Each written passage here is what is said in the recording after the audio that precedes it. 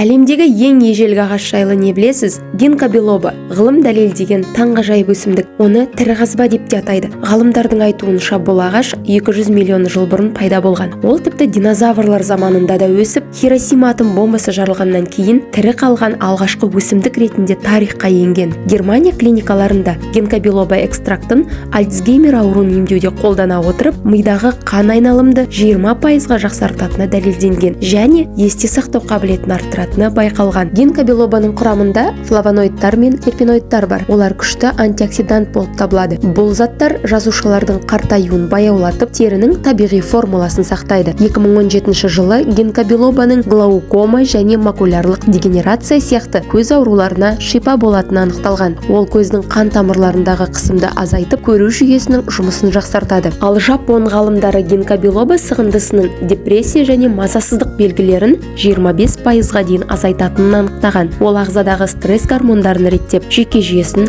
тыныштандырады. Америкалық жүрек қауымдастығының зерттеулері бойынша гинка билоба қан айналымын жақсартып, қан тамырларын нығайтады екен. Сонымен қатар ол тромбоздың алдын алып, жүрек қан тамырлары ауруларының қаупін төмендетеді. Ал қазіргі таңда түркиялық Эрсак компаниясы гинка билобаның табиғи БАД формуласын шығарды. Сіздің табиғи өнім таңдауыңыз денсаулығыңызға салынған ең жақсы инвестиция болмақ.